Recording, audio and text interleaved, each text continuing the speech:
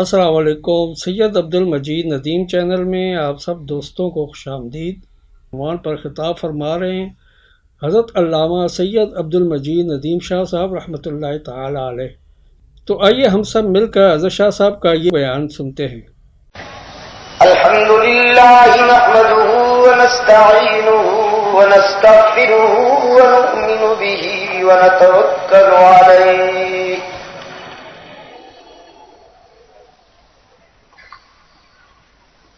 ونعوذ باللہ من شرور انفسنا ومن سیئات اعمالنا من یهده اللہ فلا مضل له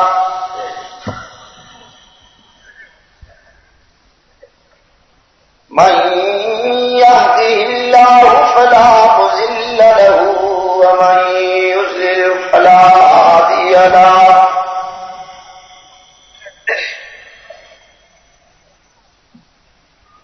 ونشهد أن لا إله إلا الله وحده لا شريك له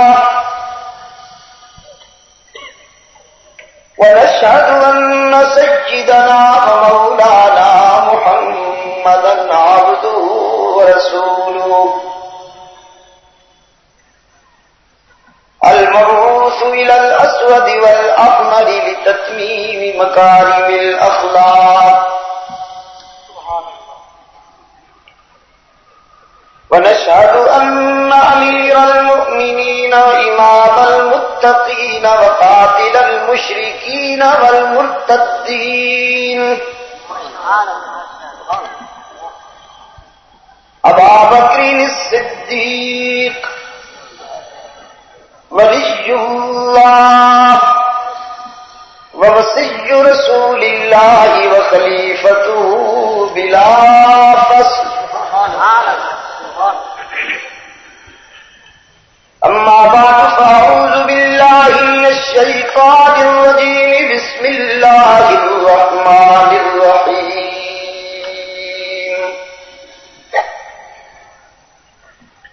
وما أرسلنا من قبلك من رسول إلا نوحي إليه أنه لا إله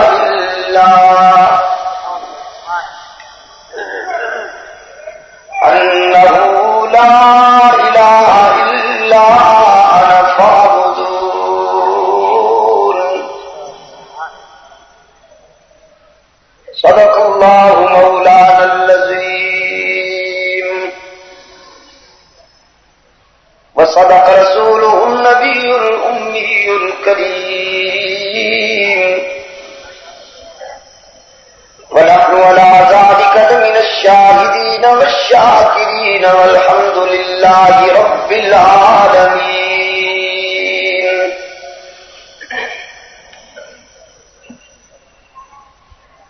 صدر جلسہ گرامی قدر علماء کرام، بزرگان محترم اور عزیز دوستو،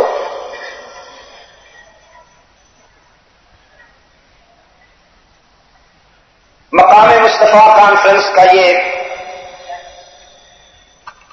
دوسرا اجلاس ہے جس میں ہم حضرات جمع ہیں، جہاں رات گفتگو کا اختتام ہوا تھا، آج وہیں سے ابتدا کرتا ہوں۔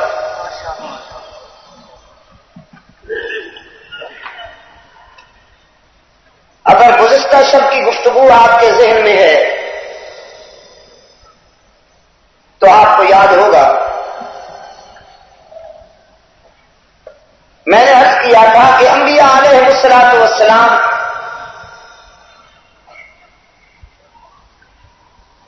اللہ کی طرف سے یہ پروگرام لے کر آئے ہیں اور یہ مشن لے کر آئے ہیں کہ نسل انسانی کو یکجائی بنا کر اللہ کے حضور جھکنے کا ذوق عطا کریں، اور انسان کی جبین کو غیر اللہ کے سامنے جھکنے کی ذلت سے نجات دلائیں۔ اس سلسلے میں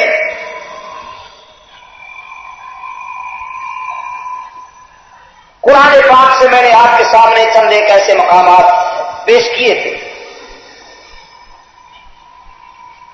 کہ جس سے میں یہ ثابت کر سکوں کہ انبیاء علیہ الصلوۃ والسلام کا پروگرام اور موقف صرف اور صرف یہی تھا کہ وہ دنیا انسانیت سے یہ منوائیں کہ اللہ کے سوا کوئی موجود نہیں، اللہ کے سوا ہر جگہ ہر وقت کوئی موجود نہیں، اللہ کے سوا کوئی علام الغیوب نہیں، اور اللہ کے سوا کوئی دستگیر و کارساز نہیں، مشکل کشا نہیں۔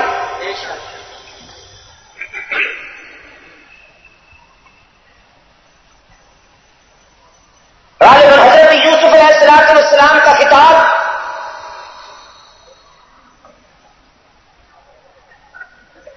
وہ تقریر حضرت یوسف علیہ السلام کی کہ جو انہوں نے جیل میں فرمائی تھی، میں اس کا حوالہ دے رہا تھا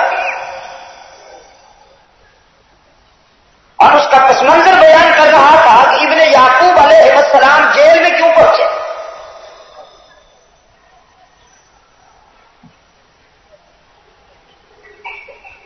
جب انہوں نے دیکھا کہ میرے کردار کے خلاف اور میرے ضمیر کو مجروح کرنے کے لیے مصر کی بیمار نسوانیت سازشیں کر رہی ہے،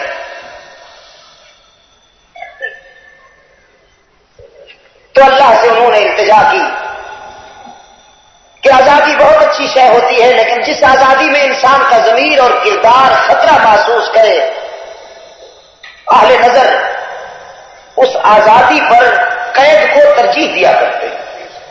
اہل نظر کہہ رہا ہوں، اہل وطن نہیں کہہ رہا۔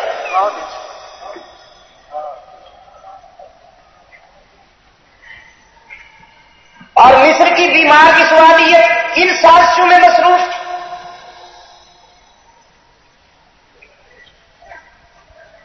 اس کا میں نے آپ کے سامنے پس منظر بیان کیا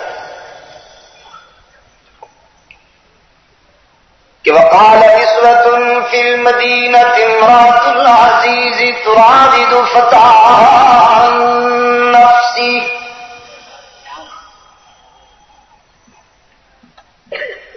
قد شغفها حبا إنا لنراها في ضلال مبين۔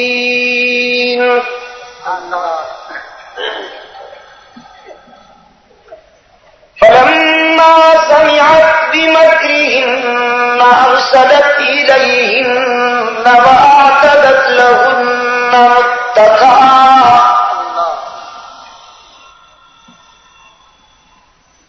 وآتت كل واحدة منهن سكينا وقالت اخرج عليهم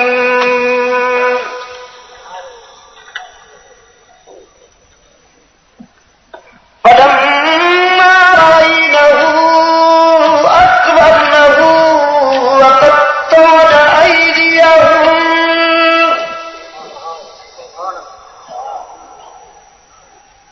وقلن حاش لله ما هذا بشرا إن هذا إلا ملك كريم۔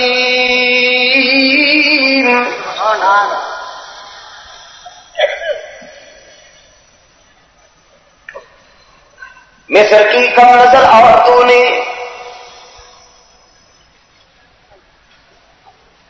جمال نبوت کا نظارہ کرتے ہی دو ٹھوکریں کھائیں، ایک تو بدحواس ہو کر ہاتھ کاٹ بیٹھی، دوسرے بدعقیدہ ہو کر پیغمبر کی بشریت کا انکار کر بیٹھی۔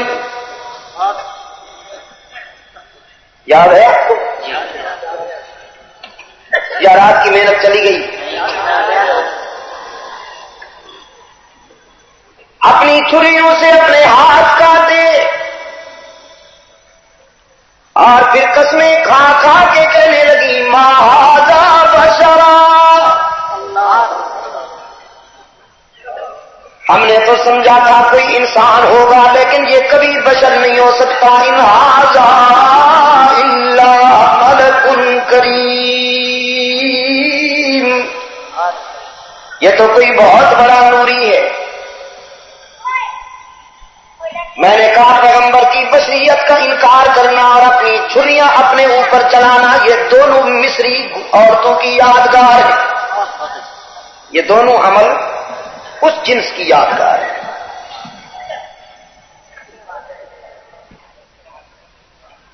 تین طبقے میں نے بیان کیے تھے. ایک یہودی جنہوں نے حضرت عزیر کی بشریت کا انکار کیا، توحید کو بدلا.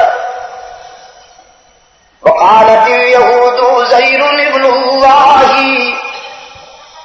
اور دوسرے نصرانی جنہوں نے حضرت عیسیٰ علیہ السلام کی بشریت کا انکار کیا، انجیل کو بدلا. وقالت النصارى المسیح ابن اللہ.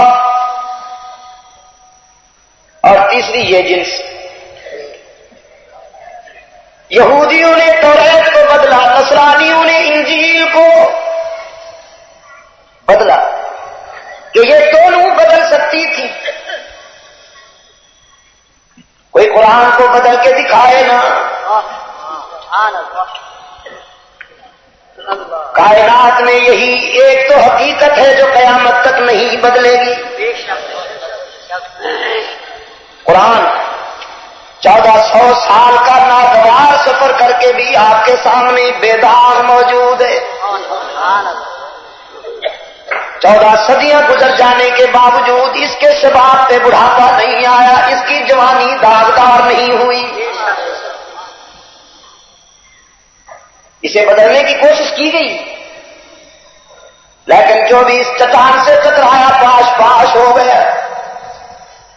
اور میں نے کراچی میں بھی کل پرسوں رات کہا کہ آج بھی جنہوں نے قرآن کو بدلنے کی کوشش کی، قرآن کو تو نہیں بدل سکے، خود بدل گئے. اور خود یوں بدلے کہ آج ان کی اذانیں حرم کی اذانوں سے نہیں ملتی. آج ان کا درود و سلام حرمین کے درود و سلام سے نہیں ملتا. آج ان کے کلمے حرمین کے کلموں سے، جب بڑے ناراض ہوتے ہیں تو محفل سے اٹھا دیتے ہیں نا. ان سے بڑا ناراض ہوا تو اپنے گھر سے بھگا دیا. قرآن نہیں بدلے گا.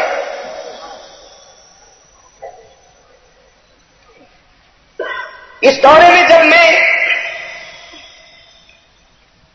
گزشتہ جون کو یورپ میں گیا تو لندن میں ایک مجھے نو مسلم عیسائی ملا، انگریز ملا، جو عیسائی سے اب مسلمان ہے. پہلا سوال تو میں نے اس سے یہ کیا کہ بھائی تمہیں اسلام کی کون سی ادا پسند آئی؟ تم نے اسلامک لٹریچر کو پڑھا، اسٹڈی کی، قرآن مجید کو سمجھا، احادیث کو سمجھا. تو اس نے کہا نہیں، میں نے لٹریچر کی اسٹڈی نہیں کی، میں نے انسانوں کا مطالعہ کیا. میں بڑا حیران ہوا، بھائی یورپ میں تمہیں انسان کہاں سے مل گئے؟ یہاں تو سب انسانی ڈھانچے میں جانور رہتے ہیں.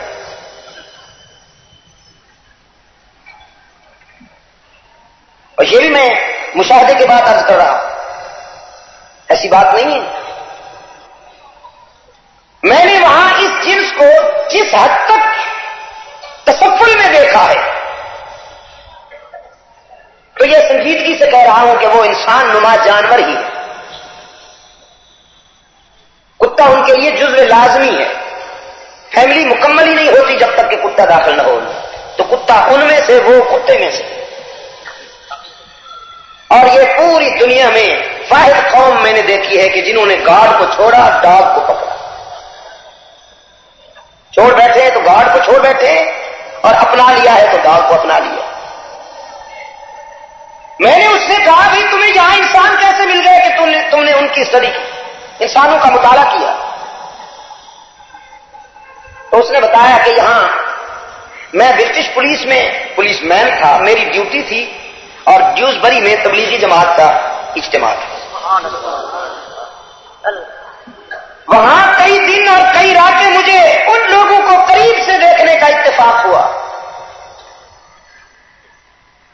میں نے ان کی نشست و برخاست دیکھی، میں نے ان کا اٹھنا بیٹھنا دیکھا، میں نے ان کے اخلاق کا مطالعہ کیا. پھر سب سے بڑھ کر جس ادا نے مجھے متاثر کیا وہ ان کا انداز عبادت تھا کہ جب ہزاروں کی تعداد میں صف بستہ کھڑے ہو کر اپنے میں سے ایک آدمی کو اپنا نمائندہ بنا کر اندیکھے معبود کے تصور میں وہ نماز پڑھتے تھے. کبھی قیام میں اشک بہاتے تھے، کبھی رکوع میں روتے تھے، کبھی سجدوں میں گر گراتے تھے. تو میرے ضمیر نے فیصلہ کیا کہ یہ لوگ جھوٹ کے نمائندہ نہیں ہو سکتے، مذہب وہی سچا ہے جس کی نمائندگی یہ کر. شیخ الحدیث حضرت مولانا محمد زکریا مدظلہ تشریف لائے ہوئے تھے. اس نے کہا کہ ان کے ہاتھوں پر مجھے اسلام کی دولت نصیب ہوئی. اور حیدرآباد کے دوستوں، آپ یہ سن کر حیران ہوں گے کہ اس وقت وہ حافظ قرآن بھی ہے، بخاری مسلم ابو داؤد اور ترمذی کی احادیث کا بھی حافظ ہے، حافظ القرآن بھی ہے، حافظ الحدیث بھی ہے. اللہ نے اس پر اس قدر کرم کیا ہے کہ جب سے اسلام قبول کیا اس کی نماز تہجد قضا نہیں ہوئی، نماز اشراق قضا نہیں. اس نے مجھے بتایا کہ ہزاروں عیسائی میری دعوت پر اسلام قبول کر چکے. ان میں بہت سے گورے ہیں، بہت سے نیگرو ہیں، بلیکی. میں نے اس سے پوچھا بھی تمہارے پاس گر کون سا ہے کہ تم ان کو مسلمان بنا لیتے ہو؟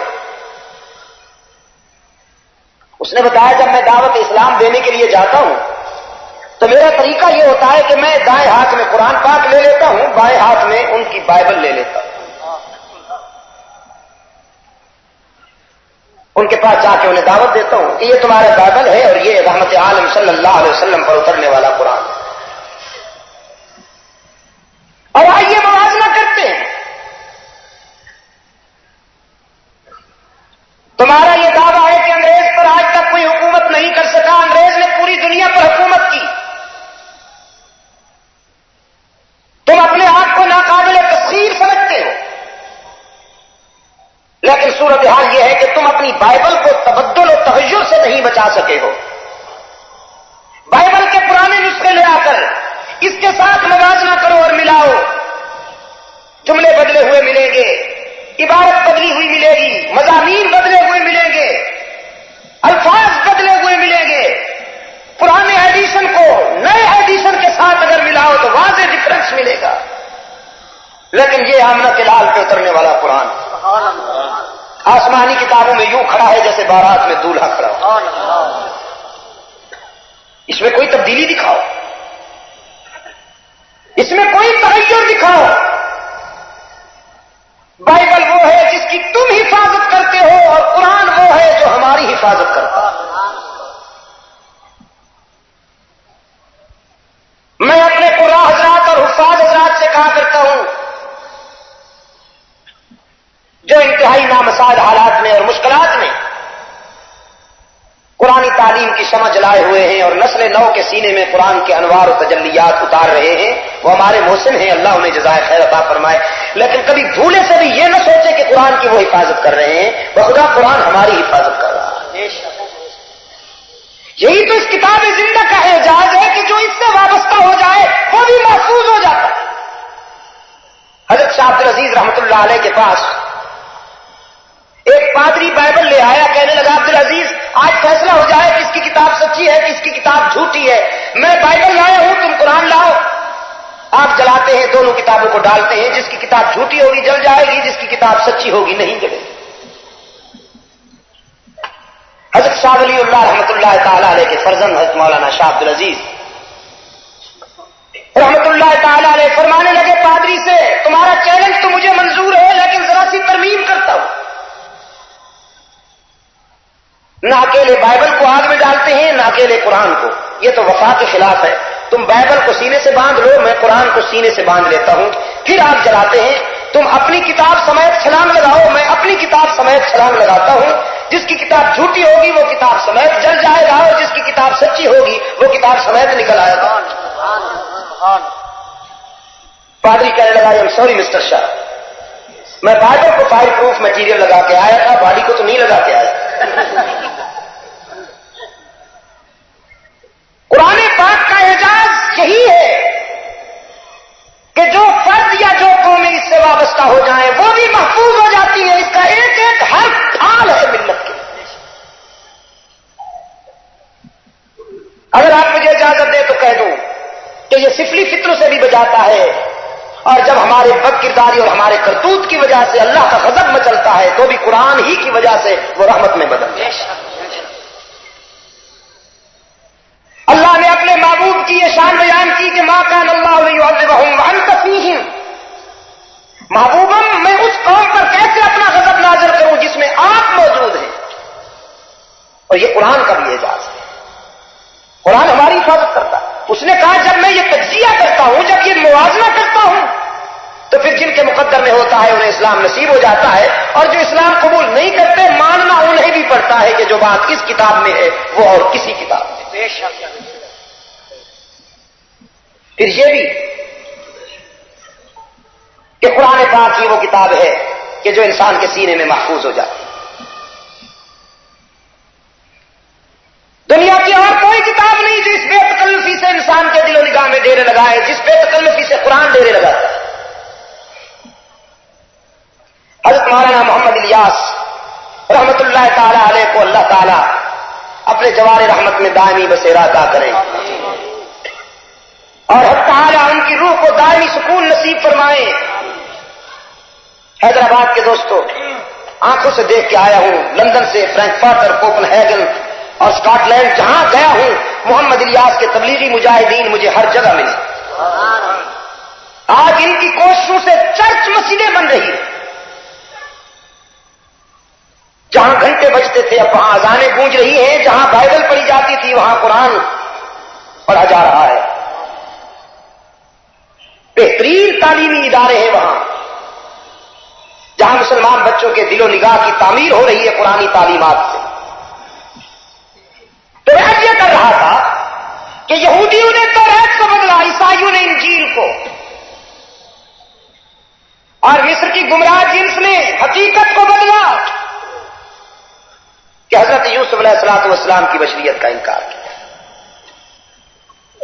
میں کہا کرتا ہوں جو جنس حضرت یوسف علیہ السلام کے حسن و جمال کو دیکھ کر برداشت نہ کر سکے ان کی روحانی اولاد رحمت للعالمین کے حسن جہاں سے برداشت کر سکے. حضرت یوسف بہت حسین تھے، اپنے زمانہ میں حسینوں کے بادشاہ تھے، لیکن آمنہ کے لال کا تو کوئی مقابلہ نہیں. اس نے یوسفی کو دیکھنے والیوں نے ایمان قبول نہیں کیا، ہاتھ کاٹ ڈالے. عبداللہ کے یتیم کو دیکھنے والے پہلے ایمان لائے پھر گلے کٹوا دیے. نعرہ تکبیر، شان صحابہ، کہ حسن یوسف دمی عیسیٰ ید بیضاداری.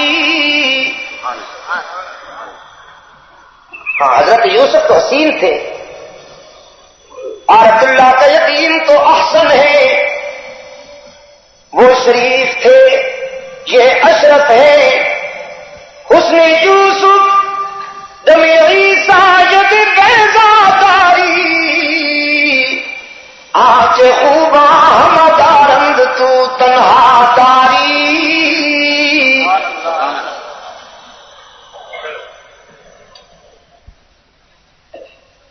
اور امیر شریعت سید عطا اللہ شاہ بخاری رحمت اللہ تعالی علیہ کے جذبات بھی اس سلسلے میں ذرا سنیے. فرماتے ہزار صبح بہار از نگاہی چکدش. ہے فارسی میں وطو فارسی نمیدانی. ہزار صبح بہار از نگاہی چکدش. جنوز سایہ زلف سیاہی چکدش. رحمت عالم صلی اللہ علیہ وسلم جس طرف نظر اٹھائیں بہاریں لوٹ آئیں. قدم قدم پہ برکتیں، نفس نفس پہ رحمتیں. جہاں جہاں سے وہ شفیع آسیاں گزر گیا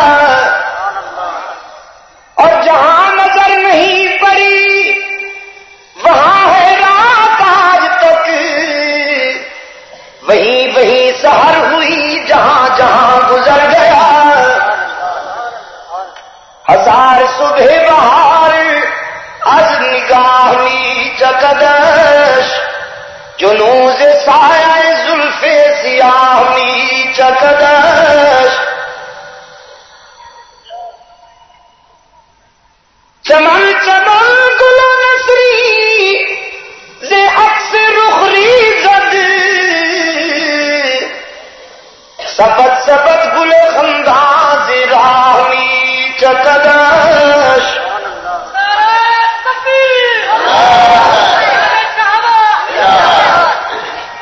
میں محبوب خدا کی عظمتوں پہ کیوں قربان نہ جاؤں کہ جس راستے سے گزر جائیں گلشن مہک اٹھے، بپیش گاہ جمالش جلال سر بسجود، میں اس درویش کی عظمت پہ کیوں قربان نہ جاؤں کہ جس کی کلندری کے حضور سکندری سر جھکائے نظر آئے، کہ خنداؤ چے تبسم کی جاہی چکدش، صدا تاب بزیر گلی می رشد، زے دل کے فقر چے گویم کی ماہی چکدش، میں الفقر و فخری کے مسند نشین کی درویشی پہ کیوں قربان نہ جاؤں کہ جس کے دامن سے ستارے پروئے ہوئے ہیں اور جس کی کملی میں چاند چھپے نظر آئے، چے گفتگو چے تبسم شہادت بحدوث،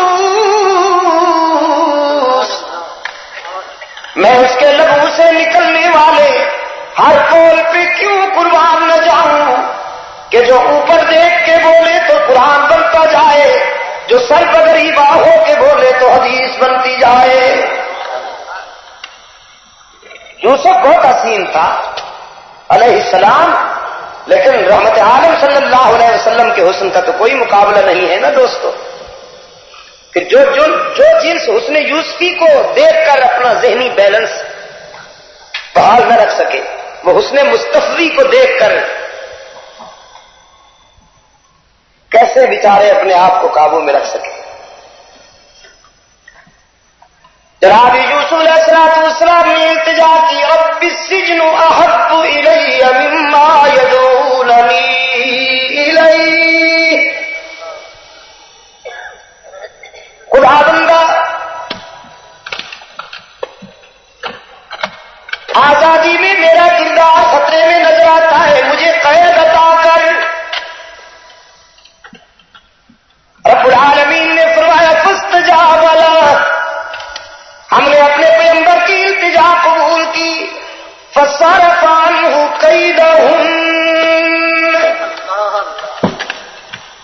اور ان کی سازشوں سے بچا کر اپنے پیغمبر کو جیل بھیج دیا۔ ودخل معه السجن فتیان، دو اور نوجوان بھی جیل میں حضرت یوسف کے ساتھ ہیں۔ قال احدهما انی ارانی اعصر خمرا،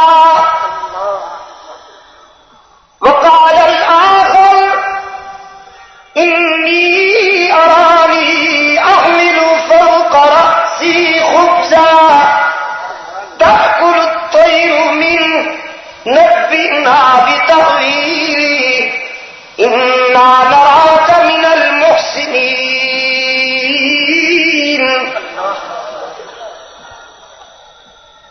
وہ دونوں نوجوان حضرت یوسف سے خواب بیان کرتے ہیں۔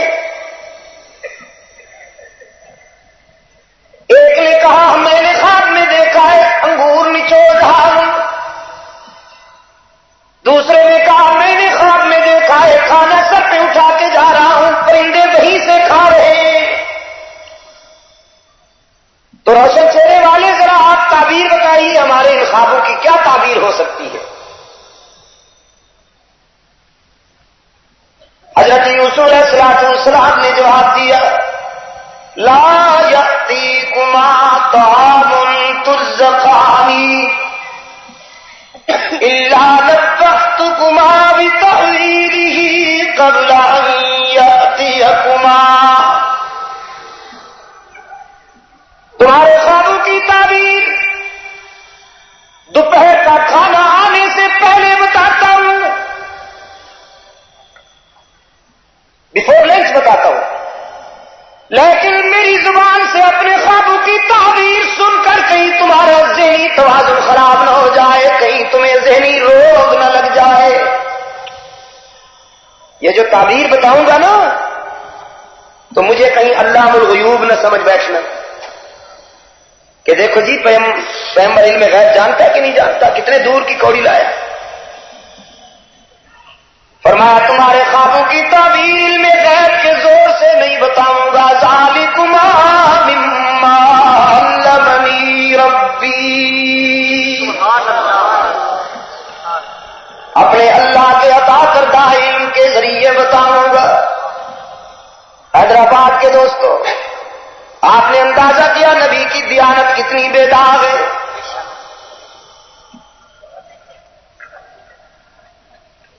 ہوتا نا آج کل کا کوئی بابا زلف دراز کہتا جی جو پوچھنا ہے پوچھو، حضرت بڑی پہنچی ہوئی سرکار بیٹھے ہوئے ہیں. دعویٰ یہ ہے کہ زمین و آسمان کے قلابے ملاتے ہیں اور دن بھر بیٹھے رہتے ہیں، دھوپ میں سڑتے رہتے ہیں، سردی میں اکڑتے رہتے ہیں. کوئی پوچھنے والا نہیں ان سے کہ جب تم اتنی بڑی شے ہو کہ زمین و آسمان کے قلابے ملاتے ہو تو یہاں دن بھر کیوں سڑتے ہو دھوپ میں؟ آرام سے گھر میں ڈرائنگ روم میں بیٹھو، سب کچھ وہیں منگوا لو. کوئی نہیں جانتا، سب ڈھکوس لیں، بس وہی جانتا. کون جانتا ہے؟ بس وہی جانتا. لیکن پیغمبر کی دیانت پہ قربان جاؤں. فرماتے ذالکما مما علمنی ربی، یہ علم میرے اللہ کا عطا کردہ ہے اور میں اسی علم کے ذریعے تمہارے خوابوں کی تعبیر بتاؤں گا. لیکن تعبیر بعد میں، تبلیغ پہلے. نبی کا ذوق دیکھا آپ نے؟ اور آج کل کے حضرت صاحب کیا فرماتے ہیں؟ نذرانہ پہلے تعویذ بعد.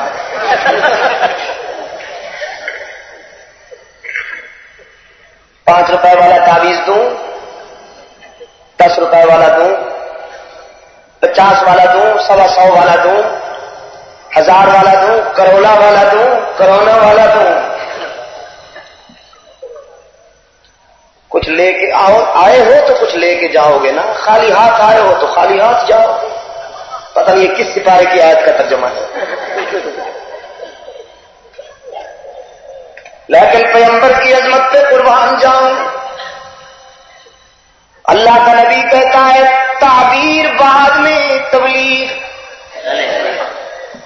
فرمایا یا صاحب السجن ارباب متفرقون خیر ام اللہ الواحد القہار ما تعبدون من دونه الا اسماء سمیتموها انتم وآباؤکم.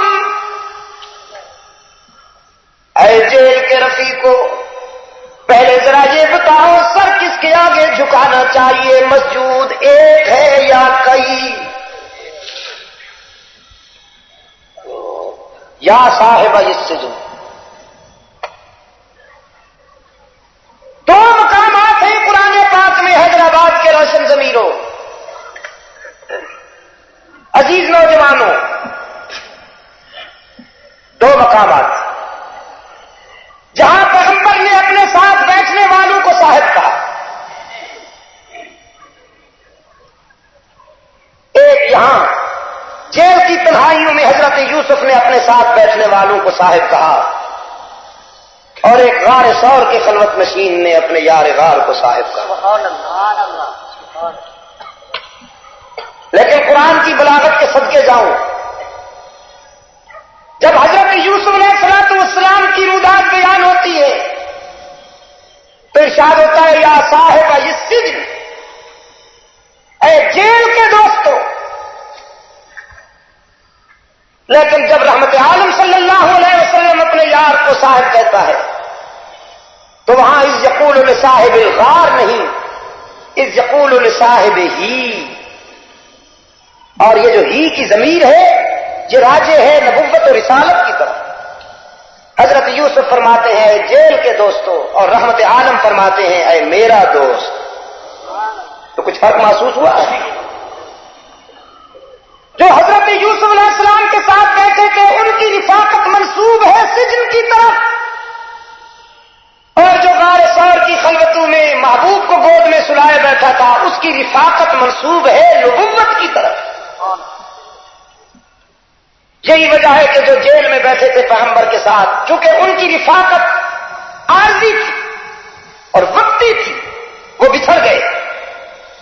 جو رحمت عالم صلی اللہ علیہ وسلم کا سر اقدس گود میں لیے بیٹھا تھا اس کی رفاقت ابدی تھی، ازلی تھی. وہ بچھڑتا کیسے؟ وہ تو کل بھی ساتھ تھا، آج بھی ساتھ ہے. ولو کرہ المنافقون. کسی کو برداشت ہو یا نہ ہو، صدیق اکبر کل بھی ساتھ تھا، صدیق اکبر آج بھی ساتھ ہے. حیدرآباد کے بے زبانوں، صدیق اکبر رضی اللہ تعالی عنہ. عزیز نوجوانوں، ایک بات کہتا جاؤں آپ سے، صدیق اکبر ہی وہ خوش نصیب ہے پوری امت میں کہ جس کے متعلق رسول اکرم صلی اللہ علیہ وسلم نے فرمایا میں نے سب کے احسانات کا بدلہ دے دیا ہے سوائے ابو بکر کے. یہ میرا وہ محسن ہے کہ اس کے احسانات کا بدلہ حشر میں اللہ عطا کرے.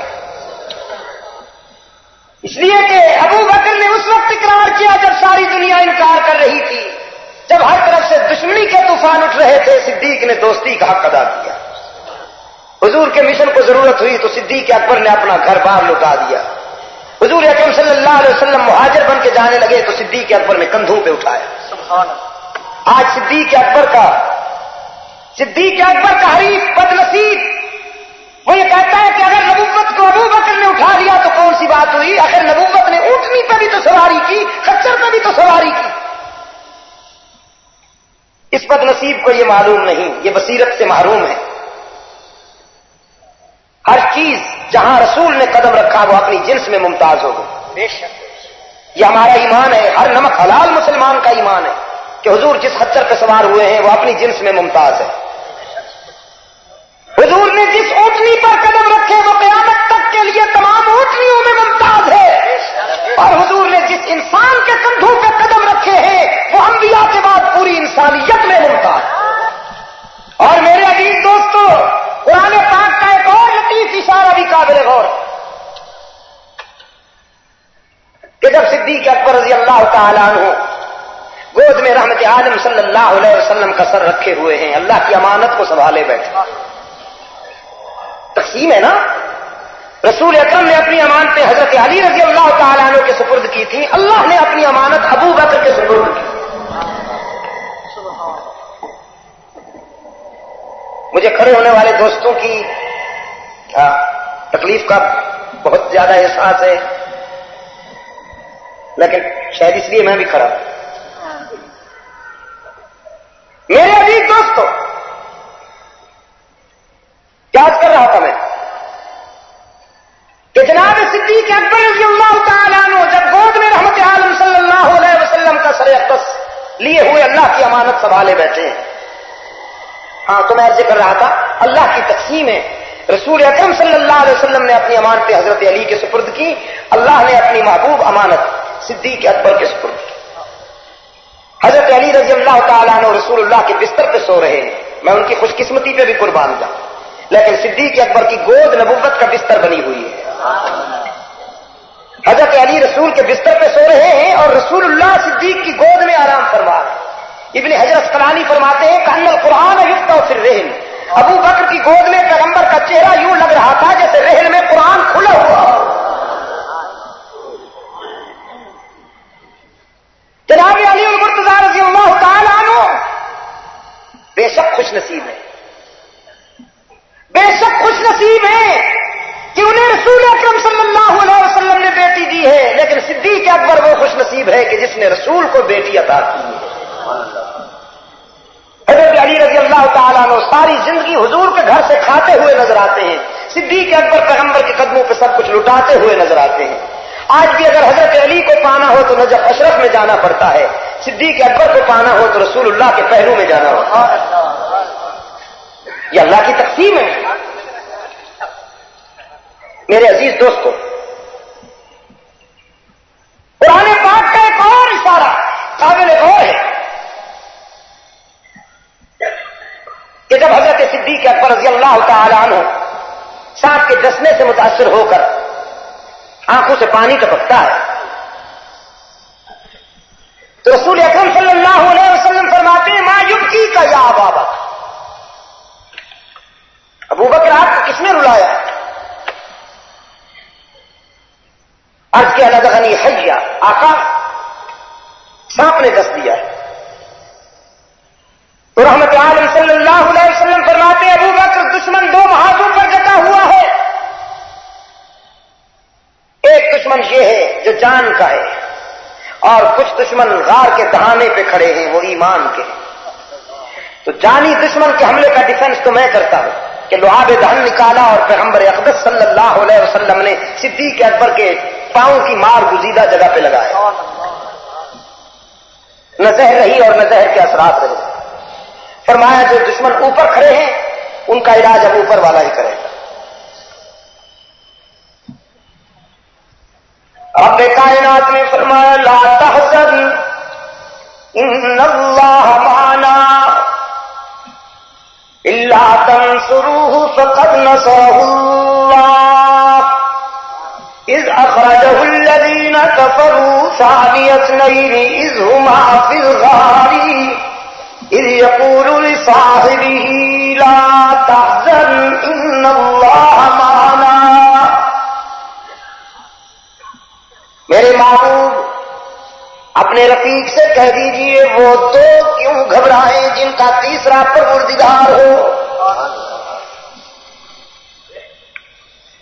جناب صدیق اکبر رضی اللہ تعالیٰ عنہ کے حزن و ملال کے ازالہ کے لیے عرش بری سے تسلی اتری، لیکن قرآن پاک نے لا تحزن ہی کہا، لا تخف نہیں۔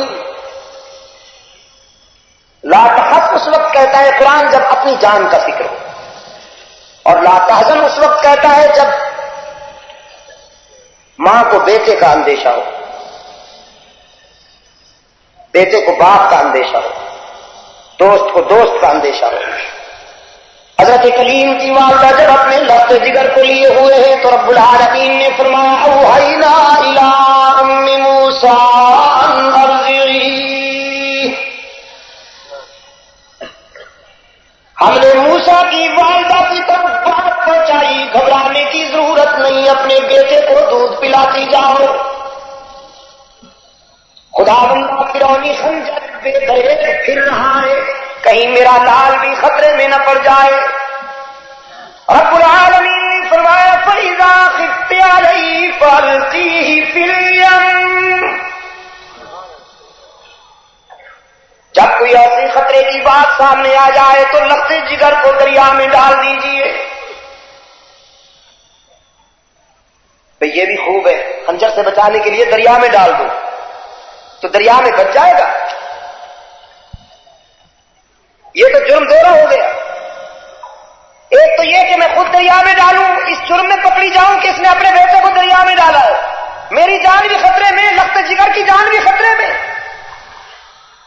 تو رب العالمین نے فرمایا لا تخافی ولا تحزنی، تو اپنی جان کا خوف بھی نہ کر، اپنے بیٹے کا حزن بھی نہ کر، ہم تیرے بھی محافظ ہیں، تیرے لخت جگر کی بھی حفاظت کرنے والے ہیں۔ انا رادوہ الیک وجاعلوہ من المرسلین،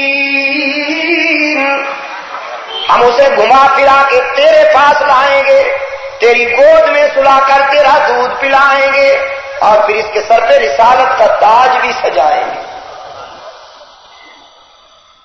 چونکہ یہاں اپنی جان کا فکر بھی تھا، قرآن نے لا تخافی پہلے کہا، ولا تحزنی بعد میں کہا، اور یہاں غار میں اپنی جان کا فکر ہوتا تو قرآن کہتا ہے لا تخف۔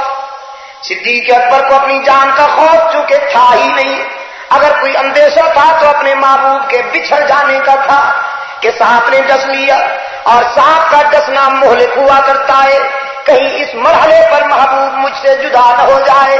تو رب العالمین نے فرمایا لا تحزن ان اللہ معنا، ابو بکر اندیشے کی ضرورت نہیں، ہم نے تجھے ملا دیا ہے، اور یہ ملاپ حشر تک جائے گا، دنیا میں بھی تو ساتھ ہے، حشر میں بھی تو ساتھ رہے گا۔ رحمت عالم صلی اللہ علیہ وسلم نے فرمایا ابو بکر تو نے غار میں وفا کی، میں قیامت تک وفا کروں گا۔ تقدیر مسکرا رہی تھی اور صدیق اکبر کی خوش نصیبی پر ابو بکر کو مبارکباد دے رہی تھی کہ آج دشمن رسول کے ہے، پیرا تیرا ہے، پھر قیامت تک دشمن تیرے ہوں گے، پیرا پروردگار عالم کا ہوگا۔ جناب صدیق اکبر رضی اللہ تعالیٰ عنہ کا یوم وفات، جیسا کہ ابھی میرے عزیز نے قرارداد کی شکل میں آپ کے سامنے یہ بات رکھی، یہ بے شک ہم حکومت سے تو مطالبہ کر رہے ہیں کہ خلفائے راشدین کے ایام سرکاری سطح پر منائے جائیں، یہ تعمیری مطالبہ ہے۔ اس سلسلے میں کچھ یقین دہانی بھی کرائی گئی، کچھ وعدہ بھی کیا گیا ہم سے، خدا کرے کہ وہ وعدہ پورا ہو۔ لیکن پہلے میں اپنے دینی اداروں کے منتظمین سے درخواست کروں گا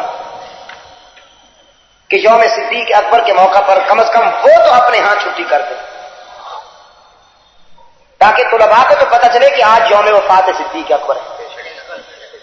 حضرت مولانا عبدالحق صاحب یہاں تشریف نہیں رکھتے ہیں، لیکن مدرسہ کے طلباء یہاں موجود ہوں گے، میں ان کی وساطت سے حضرت مولانا تک اپنی یہ درخواست اور اپنے یہ جذبات پہنچانا چاہتا ہوں کہ یوم وفات صدیق اکبر کے موقع پر وہ چھٹی بھی کریں، اور طلباء کے اندر اس سلسلے میں ایک مذاکرہ بھی ہونا چاہیے۔ وہ طلباء کے جو اس سلسلے میں کچھ نہ کچھ بول سکتے ہیں، وہ صدیق اکبر کی سیرت و کردار پر اس مذاکرے میں حصہ لے اور مقام صدیق اکبر کو واضح کرے، تاکہ تمام چھوٹے بچوں کو بھی یہ احساس ہو جائے کہ صدیق اکبر کون ہے۔ اور یہ میری گزارش اور میری درخواست تمام دینی اداروں سے ہے، جہاں تک میری آواز پہنچے، بھئی جو جس بات کا مطالبہ ہم حکومت سے کر رہے ہیں، پہلے وہ ہم اپنے گھر میں تو اس کو نافذ کریں۔ یہ بات معقول ہے؟ میرے عزیز دوستو، حضرت یوسف علیہ السلام نے اپنے رفیقوں سے کہا تعبیر بعد میں بتاؤں گا، پہلے یہ بتاؤ سجدے کے لائق کون ہے، ہر جگہ موجود کون ہے، اللہ الغیوب کون ہے۔ آپ کو میں پہلے نہیں بتا چکا ہوں؟ صرف اللہ نہ، اللہ ہی، کیونکہ بعض بیمار کہتے ہیں اللہ بھی۔ انسانی جبین کی نیاز مندی کے لائق حقیقی مسجود ہی پہ زور دیجئے تاکہ بیماروں کو شفائے کاملہ نصیب ہو جائے۔ انسانی جبین کی نیاز مندیوں کے لائق حقیقی مسجود ہر جگہ موجود اللہ الغیوب، جو کچھ ہو چکا، جو ہو رہا ہے، جو ہونے والا ہے، اسے کون جانتا ہے؟ وہ بے شک جسے بتائے بتا دیتا ہے، اس کا انکار نہیں ہے ہمیں۔ وہ اپنے نبیوں کو بھی جو چاہتا ہے راز بتا دیتا ہے اور نہیں بھی بتاتا۔ پیغمبر نے خدا کے سامنے التجا کے ہاتھ اٹھائے ہوئے ہیں، التجا کرتے ہیں خدا بندہ میرے بیٹے کو معاف کر۔ نادى نوح ربه قال رب إن ابني من أهلي وإن وعدك الحق وأنت أحكم الحاكمين۔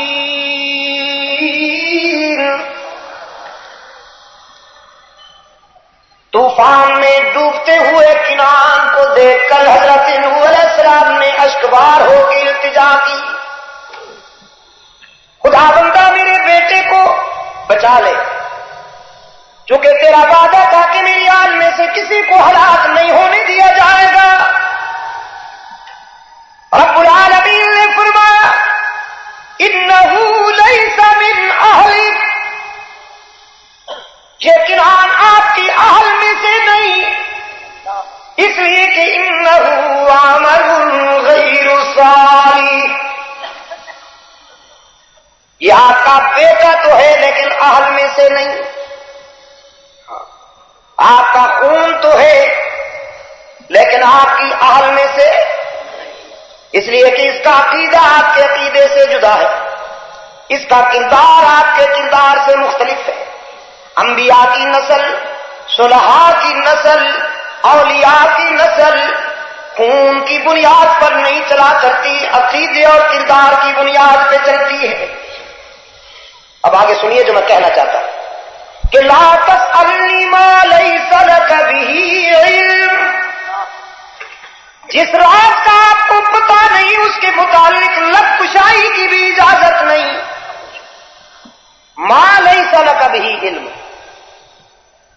جو آپ نہیں جانتے اس کے متعلق لب کیوں کھولتے ہیں؟ مت سوال کیجیے۔ اور آگے تنبیہ ہے، جلال میں ڈوبی ہوئی تنبیہ ہے کہ انی اعوذک ان تکون من الجاہلین، اگر میرے روکنے کے باوجود آپ نے دوبارہ اس کی بخشش کے لیے سفارش کی تو خطرہ ہے کہ آپ کو بھی اسی گروپ میں نہ کھڑا کر دیا جائے۔ تو عرض یہ کر رہا تھا میں آپ سے حیدرآباد کے روشن ضمیروں کہ وہ جسے چاہتا ہے بتا دیتا ہے، جو بات بتائی جائے وہ غیب نہیں ہوتی، غیب وہ ہے جو بتائے بغیر کوئی جانتا ہو، اور یہ صفت صرف اللہ۔ تمام کائنات کی ہر چھوٹی بڑی بات جو ہو گئی یا ہونے والی ہے اسے کون جانتا ہے؟ قرآن کہتا ہے ما تسقط من ورقۃ الا یعلمها ولا حبۃ فی ظلمات الارض ولا رطب ولا یابس الا فی کتاب مبین۔ خزاؤں میں، پتجھڑ کے موسم میں، کائنات ساری میں درختوں سے گرنے والا کوئی حقیر پتا ایسا نہیں جس کا علم اسے نہ ہو، اور دھرتی سے اگنے والا کوئی پودا ایسا نہیں جس کا علم اسے نہ ہو۔ جو کچھ کے دریاؤں میں ہے، صحراؤں میں، جو کچھ کے خشکی میں ہے، تر میں، جو کچھ کے بر میں ہے، بحر میں، کون جانتا؟ اقبال نے اس کو منظوم کیا کوشچن بیس پر کہ پالتا ہے بیج کو مٹی کی تاریکی میں کون دریاؤں کی موجوں سے اٹھاتا ہے سحاب، کون لایا کھینچ کر پچھم سے بادے سازگار، خاک یہ کس کی ہے کس کا ہے یہ نور آفتاب، کس نے بھر دی موتیوں سے خوشہ گندم کی جیب، موسموں کو کس نے سکھلائی ہے خوئے انقلاب۔ تو بتاؤ حیدرآباد کے دوستو، علام الغیوب کون؟ یا اللہ بھی ہر جگہ موجود، انسانی جبین کے لیے حقیقی مسجود، مشکل کشا۔ میں تو اپنے بیمار دوستوں سے بھی کہا کرتا ہوں، کبھی تنہائی میں اپنے ضمیر سے پوچھئے مشکل کشا کون ہے، اپنے دل سے پوچھئے۔ ہاں، گاہے گاہے اسے پڑھا کیجئے کہ دل سے بہتر کوئی کتاب نہیں، لیکن حکم وقت رہا بھی تو ہو دل، اب تو میدے کے سوا کچھ رہا ہی نہیں، میدا ہی میدا ہے، دل ہو تو پوچھے۔ کبھی تنہائی میں دل سے پوچھئے مشکل کشا کون ہے، تو آپ کا ضمیر جواب دے گا مشکل کشا وہی ہوتا ہے جس پہ خود کبھی مشکل نہ آئے۔ آپ کا کیا خیال ہے؟ آپ کے ضمیر کو جج بناتا ہوں، مشکل کشا کون ہوتا ہے؟ جس پہ خود کبھی حاجت روا وہ ہوتا ہے جو خود حاجت مند نہ ہو۔ انبیاء پہ مشکلیں آئی کہ نہ آئی؟ حیدرآباد والوں، انبیاء پہ مشکلیں آئی کہ نہ آئی؟ سب سے پہلا نبی ابو البشر حضرت آدم آنسو کی برسات میں ہاتھ اٹھائے ہوئے ہیں، عرض کرتے ہیں ربنا ظلمنا انفسنا وان لم تغفر لنا وترحمنا لنکونن من الخاسرین۔ اے میرے داتا ہو داتا گنج بخش، اگر تیرا لطف و کرم شامل حال نہ ہو تو ہمارا سفینہ کبھی کنارے لگ سکتا ہی نہیں۔ حضرت ایوب پہ مشکلیں آئی کہ نہ آئی؟ اور قرآن یاد دلاتا ہے وَظَنُّونَ إِذْ ذَهَبَ مُغَاضِبًا فَظَنَّ أَن لَّن نَّقْدِرَ عَلَيْهِ فَنَادَىٰ فِي الظُّلُمَاتِ أَن لَّا إِلَٰهَ إِلَّا أَنتَ سُبْحَانَكَ إِنِّي كُنتُ مِنَ الظَّالِمِينَ۔ ذرا مچھلی والے یار کی بات بھی یاد کرو نا، رات کی تاریکی میں دریا کی گہرائی میں شکم ماہی میں یونس کے لبوں پہ کس کا نام آیا؟ قرآن کی عظمتوں پہ قربان جاؤں، ارشاد ہوا لولا انہ کان من المسبحین للبث فی بطنی الی یوم یبعثون۔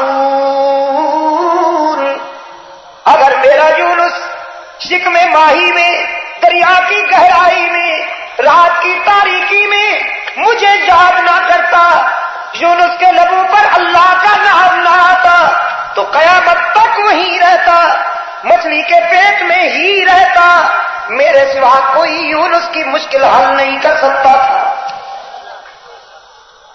حضرت ابراہیم پہ مشکلیں آئی کہ نہ آئی؟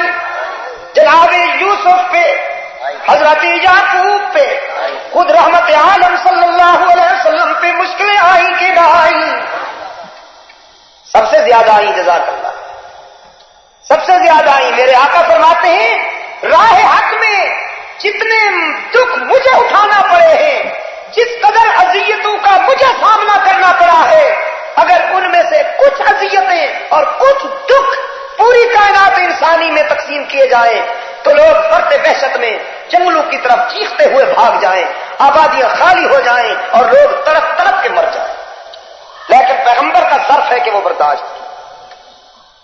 شاہ جی رحمت اللہ علیہ فرمایا کرتے تھے، اللہ کی رحمتیں ہوں، شاہ جی فرمایا کرتے تھے میں نے ایک حسین دیکھا کہ جس کے شہر کی در و دیوار کی قسمیں عرش پہ کھائی گئی، لا اقسم بهذا البلد وانت حل بهذا البلد۔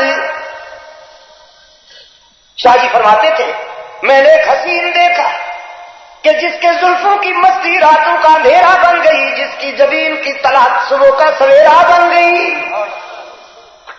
میں نے ایک حسین دیکھا کہ جس کے پسینے سے گلشن مہکنے لگے، جس کے بولنے سے انادل چہکنے لگے۔ میں نے ایک حسین دیکھا جس کے مسکراہٹ سے جنت مچل گئی۔ میں نے ایک حسین دیکھا جس کی لباس کی ادائیں قرآن کی آیات بن گئی۔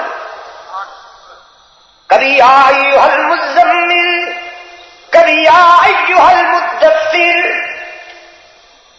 شاہ جی فرماتے تھے میرا جی چاہا کہ اسی کے آگے دامن پھیلاؤں، اسی سے سب کچھ مانگ لوں، لیکن جب میں اس کے پاس مانگنے کے لیے پہنچا تو میں نے دیکھا ساری رات ساری کائنات سوئی ہوئی ہے اور وہ کسی کے در پہ روتا ہوا مانگ رہا ہے کہ ان تعذبہم فإنہم عبادک خدا بندہ اگر میری امت کے خطا کاروں کو تو ان کے گناہوں کی سزا دینے لگے تو تجھے روکنے والا کوئی نہیں، فإنہ من عبادک، وہ تیرے جو ہوئے، وإن تغفر لهم، اور اگر میرے آنسوں کی لاج رکھتے ہوئے تو انہیں معاف کر دے تو بھی تجھ سے پوچھنے والا کوئی نہیں کہ تو مختار کل جو ہوا۔ شاہ جی رحمت اللہ علیہ فرماتے تھے کہ میں نے دیکھا آنکھیں رو رو کر سوج گئی، پٹلیوں پہ ورم آ گیا، ساری رات عاجزی میں گزار دی۔ وہ فرماتے تھے میرے ضمیر نے میری رہنمائی کی کہ اب ان سے نہیں مانگنا، تو بھی اس سے مانگ جس کے در پہ ایسے ایسے حسین سوالی نظر آتے ہیں۔ تو مشکل کشا کون ہوا حیدرآباد کے دوستوں؟ یا اللہ بھی؟ حضرت یوسف علیہ السلام نے پہلے یہ تبلیغ فرمائی، پھر تعبیر بتائی، اور تعبیر آپ کو قرآن ترجمے والا پڑھ لیجئے گا، وہ آپ سمجھ لیں گے۔ مجھے ذرا تھوڑا سا اب اپنے آقا کی تقریر بھی سنا لینے دیجیے۔ یہ تو میں نے آپ کو انبیاء علیہ السلام کی تقریریں سنائی ہیں نا، اب سرکار دو عالم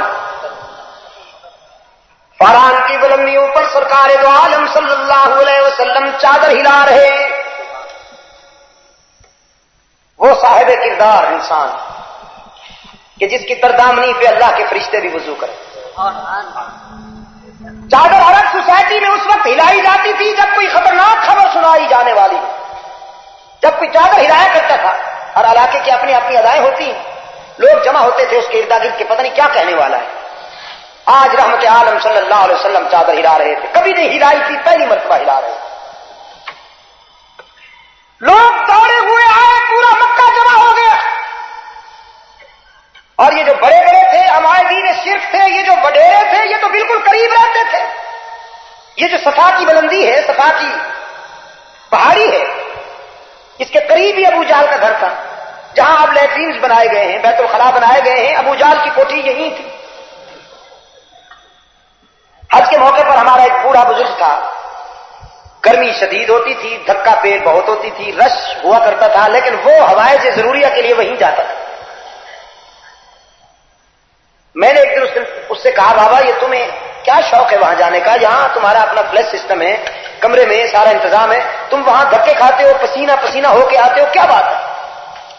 کہنے لگا شاہ صاحب وہ جہاں بیت الخلا بنائے گئے ہیں، آپ ہی نے تو بتایا ہے کہ وہاں ابو جہل کا گھر ہوتا تھا، میں جب وہاں جا کے پیشاب کرتا ہوں تو یوں محسوس ہوتا ہے جیسے ابو جہل کے منہ میں کر رہا ہے۔ کبھی خوب ہے، یہ بھی جذبہ ہے، شاید اللہ کے ہاں اس کی بھی کوئی قیمت پڑے۔ تو یہ مسٹر ابو جہل کا ٹھکانہ یہی تھا جہاں لیٹرینز بنائے گئے باب السلام سے اس طرف۔ ادھر مروہ کے قریب اتبا رہتا تھا، ادھر مسفلا سائڈ پر باب تجید کے آگے وہاں ولید کا گھر، اسی طرح پر یہ سب کے سب دورے ہوئے آئے۔ سرکار دو عالم صلی اللہ علیہ وسلم نے جب سب کو جمع کر لیا، مکہ کے چھوٹے بڑے امیر غریب سب کے سب جمع ہو گئے۔ سرکار دو عالم صلی اللہ علیہ وسلم نے فرمایا هل وجدتمونی صادقا او کاذبا، تمہید دیکھی، میں نے تمہارے اندر 40 سال سے زیادہ عرصہ گزارا ہے، مکہ والوں بتاؤ تم نے مجھے کیا پایا؟ هل وجدتمونی صادقا او کاذبا، تمام مکہ والے جواب دیتے جوابنا لک مرارا ما وجدنا فیک الا صدقا۔ عبداللہ کے یتیم، او آمنہ کے لال، ہم نے زندگی کے کئی مرحلوں پر آپ کا امتحان لیا، آپ کو جب بھی آزمایا سچا پایا۔ ہم نے تو آپ کی سیرت و کردار میں سچائی کے سوا کچھ دیکھا ہی نہیں، ہم تو آپ کو صادق کہتے ہیں، امین کہتے ہیں۔ رحمت عالم صلی اللہ علیہ وسلم نے فرمایا اگر میں کہوں کہ اس پہاڑ کے پیچھے کوئی دشمن حملہ آور ہوا چاہتا ہے مان لو گے؟ یہ صنادید مکہ کہتے ہیں آج ہم اتنے مضبوط ہیں کوئی قبیلہ جرأت تو نہیں کر سکتا ہم پہ حملہ کرنے کی، لیکن اگر آپ کہیں گے تو ماننا پڑے گا، اگر آپ کہیں گے تو ماننا پڑے گا، اس لیے کہ یہ زبان ہی ایسی ہے کہ اس زبان سے کبھی جھوٹ نکلا ہی نہیں صلی اللہ علیہ وسلم۔ تو سرکار دو عالم صلی اللہ علیہ وسلم نے فرمایا اگر تمہیں میری زبان پر اعتماد ہے، اگر تم مجھے صادق اور امین سمجھتے ہو، تو پھر دشمن کے حملے سے بھی زیادہ، کسی غنیم کے جارحانہ حملے سے بھی زیادہ خطرناک بات یہ ہے کہ خدا کے سوا کسی کے آگے سر نہ جھکایا کرو۔ اعبدوا ربکم الذی خلقکم والذین من قبلکم لعلکم تتقون، اس کی عبادت کرو جس نے تمہیں پیدا کیا، تم سے پہلوں کو پیدا کیا، لعلکم تتقون، تاکہ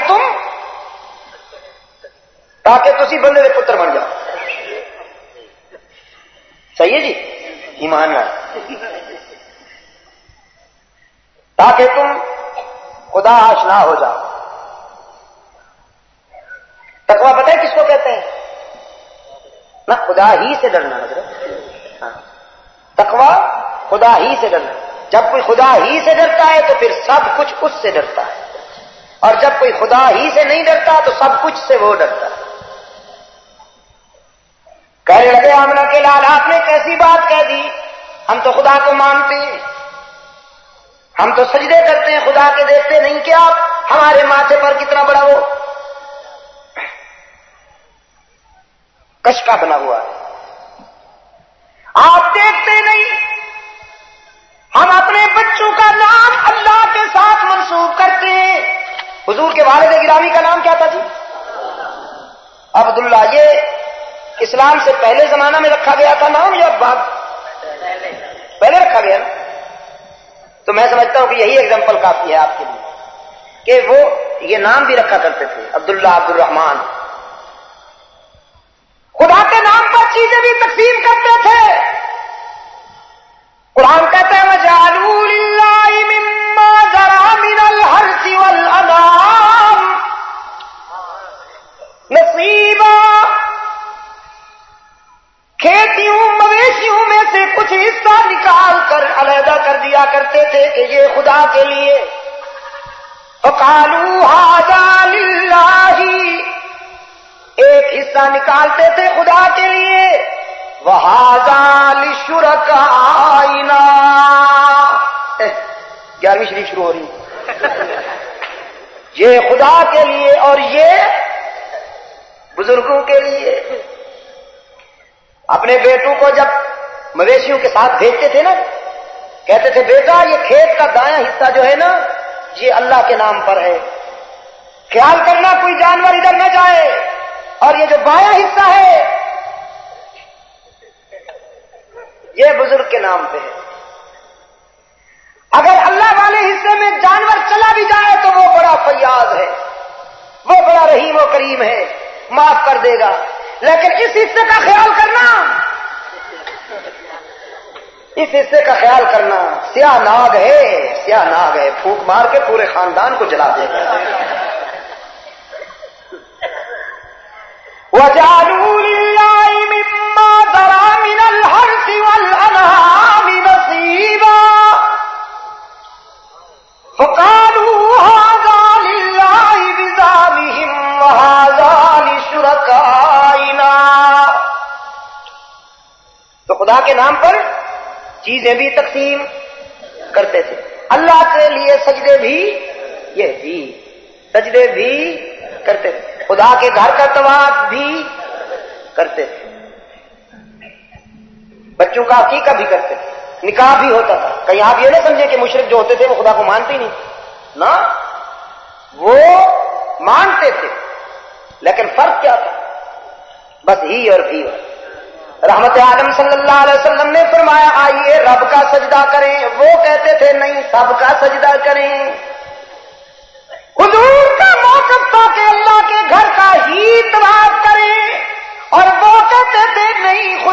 گھر کا بھی طواف کرے. آخر یہ بھی تو خدا کے پیارے ہیں. ہم نے کوئی اللہ کے دشمنوں کا در تو نہیں دیکھا, خدا کے پیارے ہیں, اور ہم ان کے پاس کیوں جاتے ہیں؟ انہیں معبود نہیں سمجھتے؟ بالکل نہیں. ہمارے وہ الہ نہیں, معبود نہیں. ما نعبدہم الا لیقربونا الی اللہ زلفا. وہ ہمارے سفارشی ہیں جو کہ ہم گناہگار ہیں, ہماری سنتا نہیں, ان کی ٹھکراتا نہیں, ہماری ان کے آگے ان کی خدا. یہ پرانی تھیوری ہے. رحمت عالم صلی اللہ علیہ وسلم نے دیکھا قافلے کے قافلے جا رہے ہیں, جھنڈیاں لہرا رہی ہیں, لات و منات اور عزا و حبل کے آستانوں پہ جھنڈیاں لہرا رہی ہیں, اور بین الاقوامی یتیم بیٹھے ہیں, مست کلندر, سب کچھ اندر. یہ دم دم نہ دھوکہ نہ غم, کمائیں گے احمد کھائیں گے ہم. مولانا وہاں انگلستان میں اب یہ جب میں دوسری مرتبہ گیا ہوں تو بے روزگاری بہت تھی ہمارے وہاں. مسلمان بھائی بڑے پریشان تھے, پاکستان سے گئے ہوئے, انڈیا سے گئے ہوئے, بنگلہ دیش سے, انڈونیشیا سے, سری لنکا سے, برما سے, ملائیشیا سے, بہت پریشان تھے مسلمان بھائی میرے. وہ اس لیے کہ انگریز جو ملانرز تھے وہ اپنی فیکٹریاں اٹھا کے لے گئے کوریا اور تائیوان کی طرف, چونکہ وہاں ذرا لیبر ایزی ہوتا ہے, سستا لیبر ملتا ہے. وہ فیکٹریاں لے گئے, یہ بے روزگار ہو گئے. پہلے تو انہوں نے مجھ سے یہ پوچھا کہ یہ ہمیں یہ جو الاؤنس ملتا ہے, بے روزگاری الاؤنس, ہفتے کے 60 پاؤنڈ 70 پاؤنڈ, ہم کام تو کوئی کرتے نہیں, گھر بیٹھے ہوئے ہمیں ملتا ہے, وہ لینا جائز ہے جبکہ ہم کام نہیں کرتے, محنت نہیں کرتے. میں نے ان سے کہا جائز کس کو کہتے ہیں؟ وہ مال غنیمت ہے, تم اسے ضرور کھاؤ اور لو. یہ قوم لوٹ کے آئی ہے, بڑے صغیر کو لوٹ لوٹ کر تو انہوں نے اپنا ملک بنایا ہے. سید مدنی رحمت اللہ علیہ لکھتے ہیں اپنی تصنیف میں, غیر منقسم ہندوستان میں جب یہاں برطانوی آدم خور حکومت کر رہے تھے تو روزانہ 2 کروڑ روپے کا سرمایہ منتقل ہوتا تھا برطانیہ کی طرف, روزانہ 2 کروڑ ہے اس دور کے. تو میں نے کہا یہ مال مسروقہ ہے, تمہیں مل رہا ہے, اللہ کا شکر ادا کیا کرو اور خوش ہو کے کھایا کرو, یہ تمہارا اپنا مال ہے.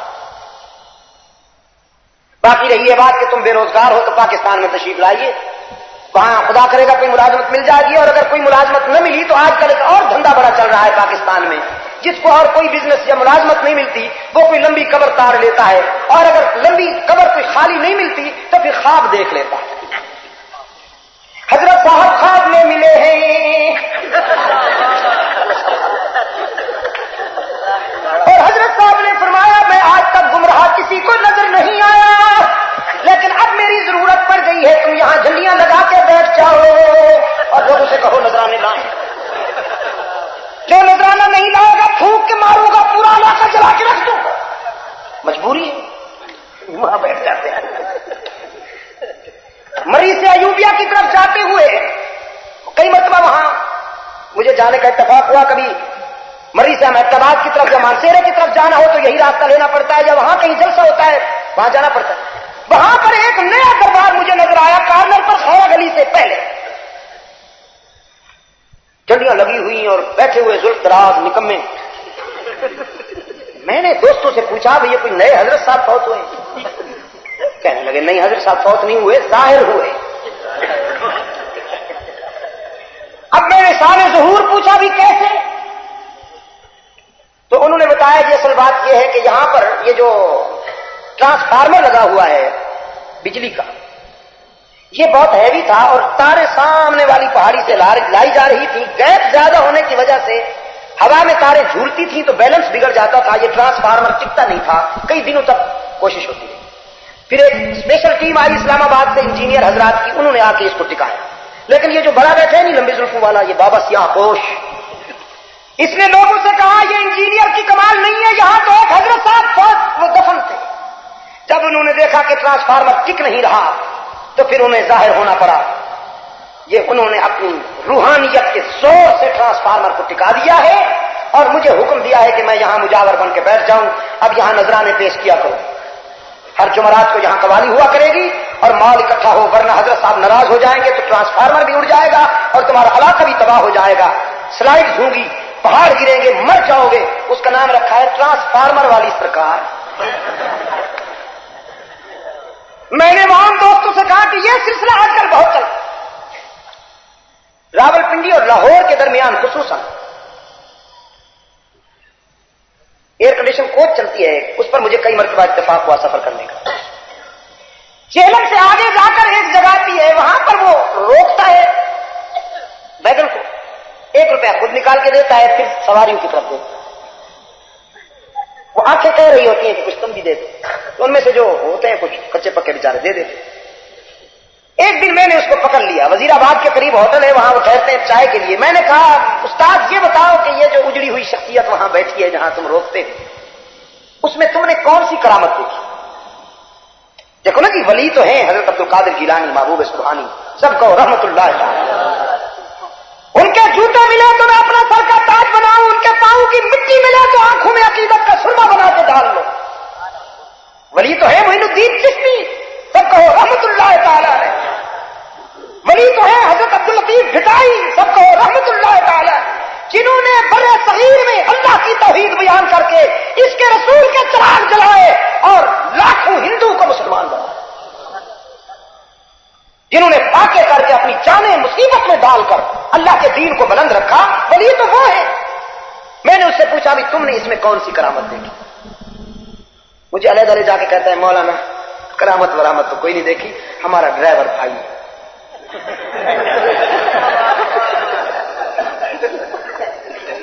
میں نے کہا اچھا ڈرائیور، ایک سب امانت۔ میں نے کہا ڈرائیور بھائی کیا مطلب؟ ہنستا ہے، کہتا ہے مولانا آپ بتائیے گا کسی کو نہیں، اب اس کو پتہ نہیں تھا کہ یہ کون ہے، کسی کو نہیں بتائے گا، بالکل کسی کو نہیں بتائے گا،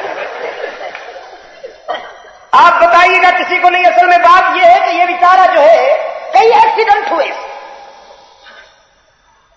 اپسیٹ رہتا تھا مینٹلی، تو کئی ایکسیڈنٹ ہوئے، کوئی کمپنی والا کوئی ٹرانسپورٹر اس کو ڈرائیور نہیں رکھتا، تنگ آ گیا بیچارے کے چھوٹے چھوٹے بچے ہیں۔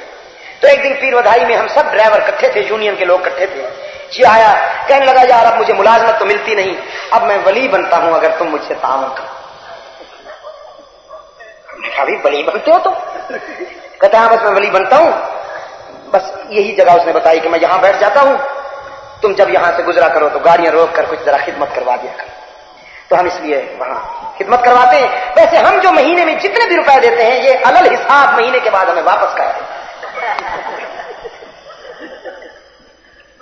میرے عزیز دوستو، میں اس جنس کو کیسے تسلیم کروں؟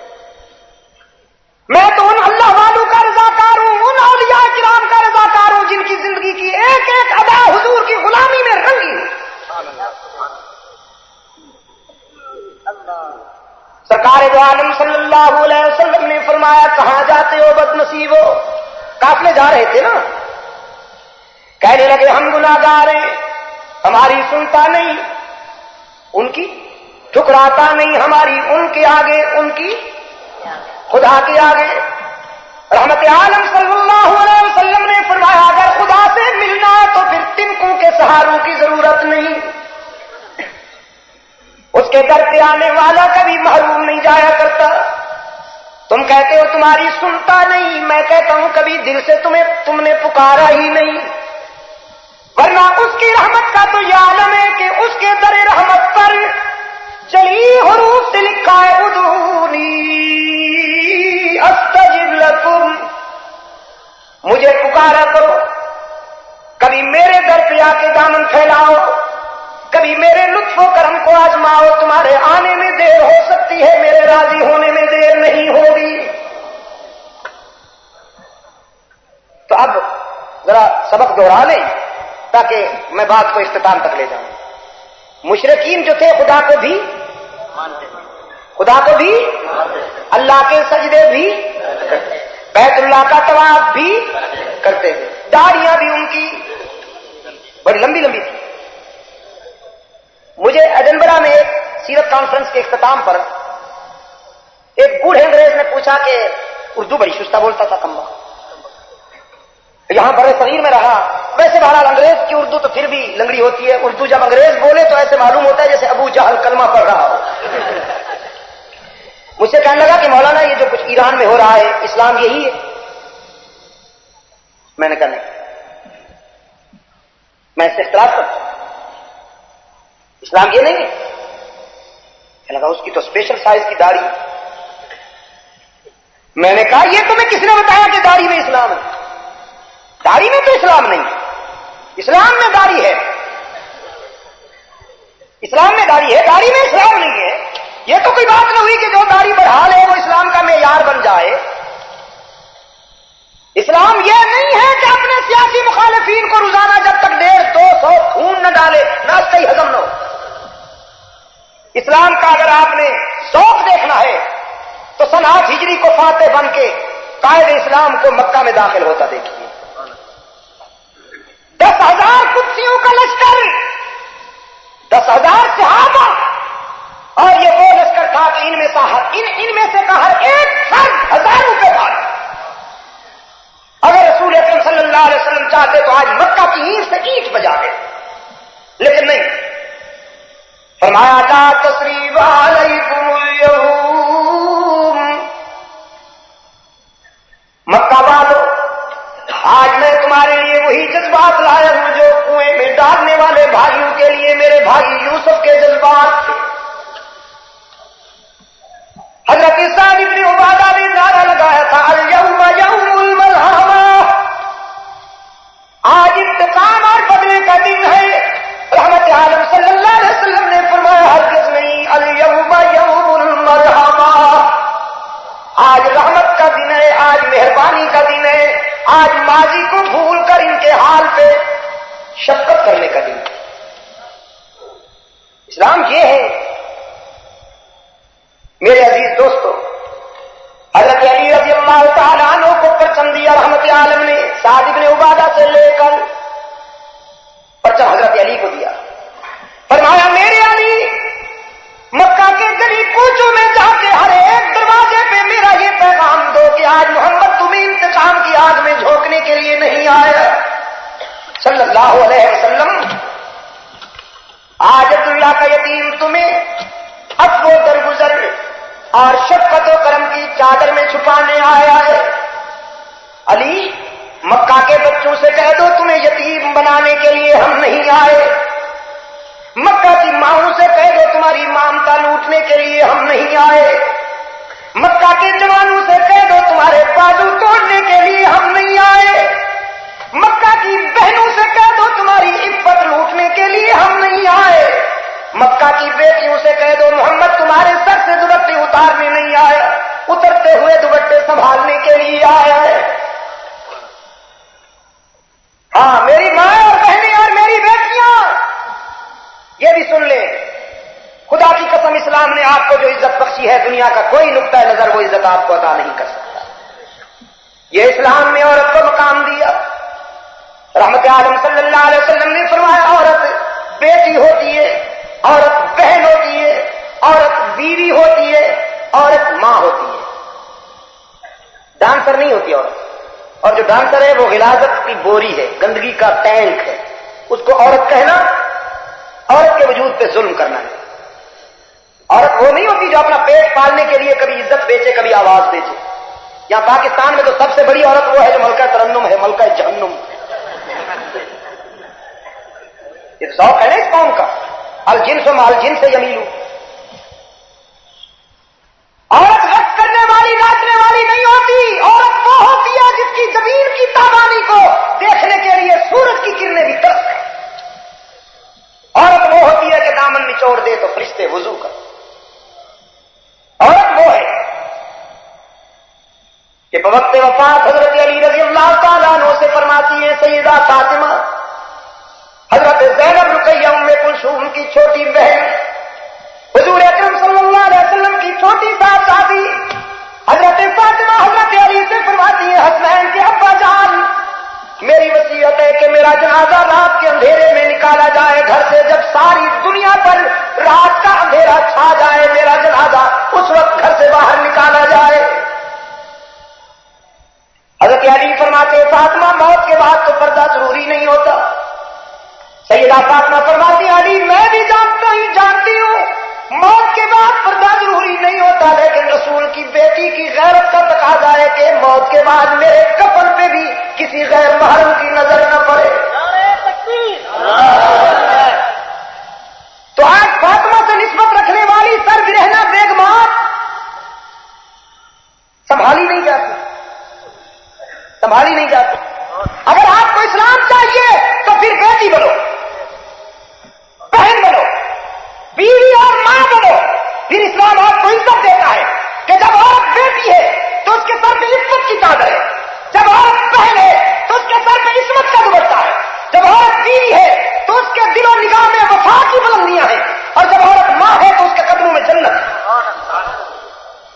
لیکن اگر تم آوارگی چاہتی ہو تو پھر اسلام کو خیر بات کہہ کے اپنے بابا جان فرنگی کے پاس جاؤ اور وہیں تمہیں آوارگی میسر آئے. پاکستان میں آوارہ عورتوں کے لیے کوئی گنجائش نہیں. میرے عزیز دوستو، اسلام نے ابھی آپ حضرت علامہ سید عبد المجید ندیم شاہ صاحب رحمۃ اللہ علیہ کو سماعت فرما رہے تھے. آپ سب دوستوں سے گزارش ہے کہ ہمارے اس چینل کے ساتھ اسی طرح جڑے رہیں اور ان علماء کرام کے بیانات کو آگے بھی شیئر کرتے رہیں.